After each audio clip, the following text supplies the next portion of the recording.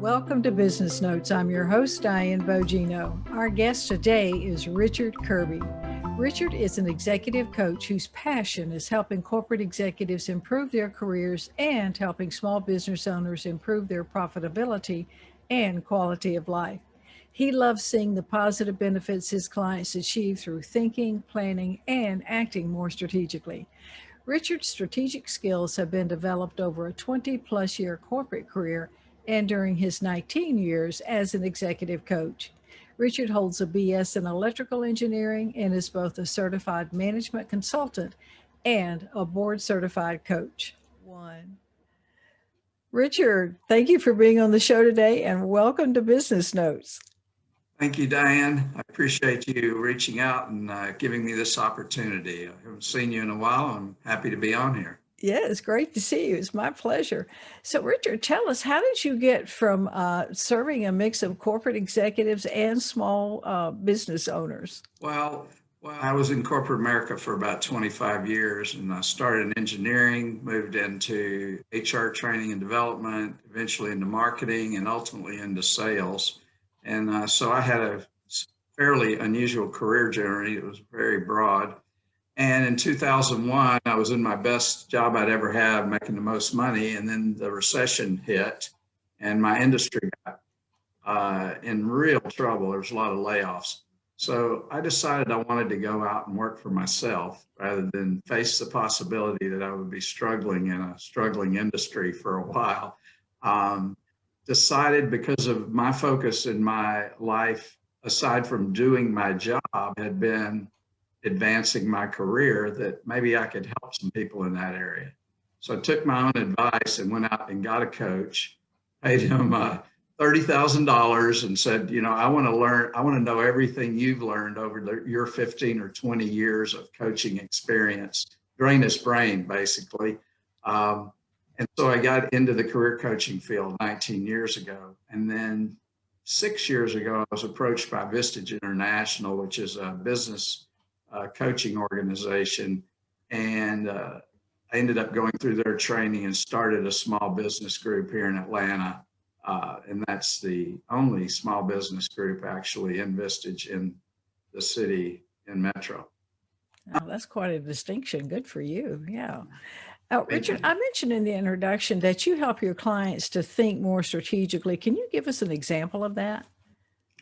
What I found, especially like with entrepreneurs, is they have a tendency, I call it the shiny object syndrome, or some people call it putting out fires, is whatever is immediately needing attention or seems obvious from what's going on in the business day to day. They're focused there. So to get them into the world of more strategy than what they're doing, we have a saying in Vistage: you need to stop working so much in the business and work more on the business, which is kind of a general saying in business. And by getting them to slow down, go through a process that Vistage has, where we do one-to-one coaching sessions once a month, and then they have group meetings once a month where they work on issues. We're able to get them to start by asking them, obviously, the right questions, get them thinking more strategically, and then kind of planning and acting more strategically. That certainly makes sense to me. What do you think is the biggest thing that holds executives back in their careers? Well, on the career coaching, kind of the executive side, this may sound funny, but I think it's confidence. I think they have some confidence and they put out a really maybe high facade. They have a facade of high level of confidence, but I think they don't have as much confidence as they should have in themselves. I think maybe they don't give themselves enough credit. And so I don't mean by confidence like they don't have confidence, like they walk around dragging their head down and wondering what's going to happen. But I don't think they give themselves enough credit.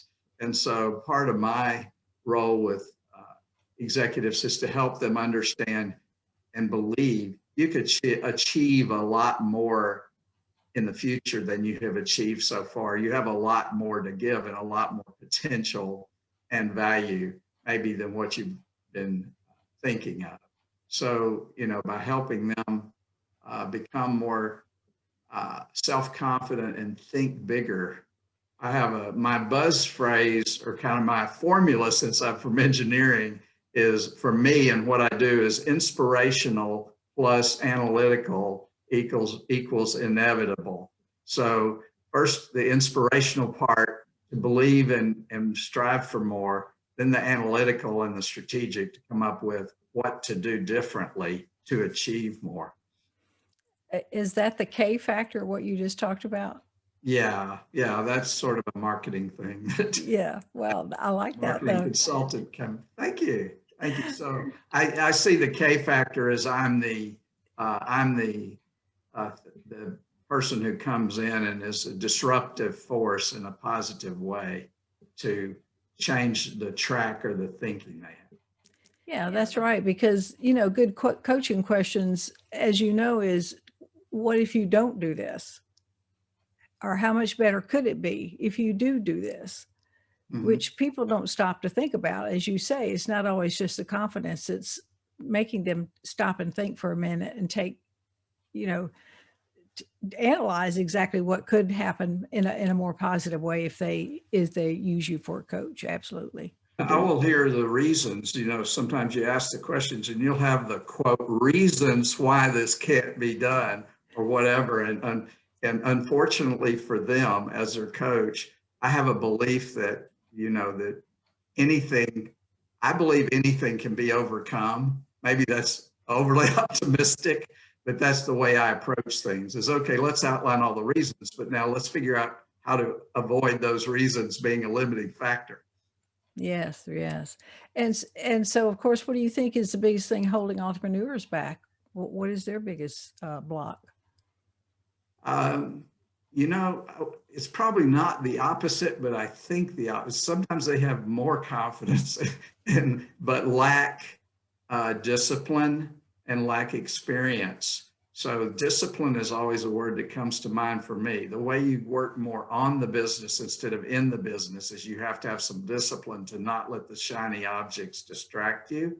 And then, and in a lot of cases, what I'm looking for is not just for the business to run better, but for them to work less not only in the business, but not even on the business, but also take vacations and have a quality of life.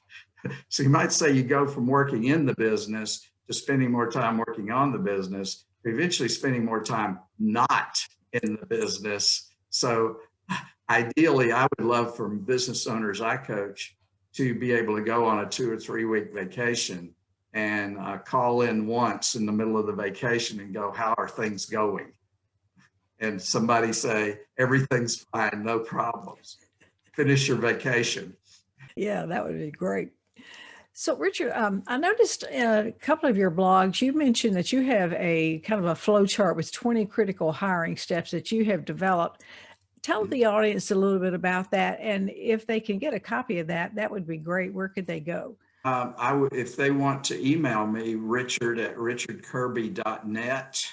And also, I will send you a copy if they want to get in contact with you. Yeah, I did that because, especially with entrepreneurs, I worked with the Fortune 100 when I started my corporate career, and they had a procedure and a process documented for everything.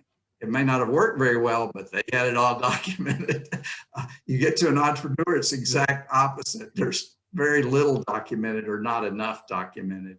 So one of the things I've seen challenge over and over again is I work with the primary focus is money, people, and process.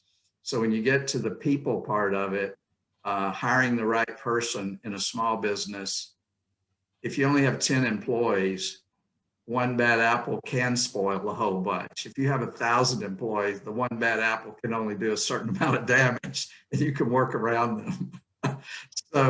So I felt hiring was a critical part. So the 20 steps has some things in it, like really sitting down and making a commitment that you truly are going to make this hire, making a commitment of how much you're going to pay this person, and that you're going to pay them a competitive price, not find somebody on the cheap, and make a commitment the time frame of when you're going to work diligently to get this person on board. That's the front end. And the back end is more making sure they make the right choices, whether it's assessments or giving them assignments to complete that show the critical skills. Anybody can sit in an interview and say they know something, but if you actually make them do it, you find out how well they can. Yeah. Takes some thinking outside the box these days to get a really good fit. So Richard, tell us, what would be your ideal client? What do they look like, and what would attract them to your practice? Okay. Well, my ideal executive client who's looking to make a change in their career, and again, this is ideal. I work with a lot of others, but ideal would be somebody 35 to 55. They progress quite a bit in their career, but they still have a horizon to go further and want to go further. They're typically, actually, I've worked with three primary disciplines. The most has been in marketing, sales, and finance. And I've worked actually the most with finance people, typically CFOs or FP&A people, not really controllers or accounting people. So the people who are more the planning and the high strategy level on finance is my number one, and then marketing second and sales third. As far as the business owners, in Vistage, we normally work with $1 to $5 million annual revenues. They're either someone who's taken over the business from the previous generation, or it's their first time to run a business. And they've gotten to a point to where they've stalled. The business isn't growing. Now, last year was a weird exception, and some people grew phenomenally and other people had real challenges. But over the period of time going along, it's usually a company who feels they've stalled and they want to really get on a growth path and improve profitability. Yes. Richard, what is the best way for people to get a hold of you? It's your email that you mentioned earlier. Is that the best way? Yeah, Richard at richardkirby.net, and richardkirby.net is my website. And then I have my cell number, 770-366-5875. It's on my website. Okay, great. And would you recommend that even executives should be on social media like LinkedIn today? Yes, I think they should. In particular, I mean, starting with LinkedIn, that I always tell people, in the career area, we can make your resume fantastic. And then you could get a good LinkedIn profile. Well, 10 or 20 or 40 times more people are going to see your LinkedIn profile than they're ever going to see your resume. So if you're getting up every morning and searching LinkedIn for candidates for jobs, then for sure, if you want to get found by a recruiter or a HR, you definitely need to have the best, most searchable LinkedIn profile. So I think that's important. If you're a marketing person or sales, then I think certainly some of the other social media like Facebook and other things become more important, because they're going to look at what you publish on LinkedIn too. So if you're a marketing person and it doesn't look like you really do much on social media, that's a problem. I agree. And I see that so often. I'm like, you're going to market me and you've got 3 followers? Come on. Right.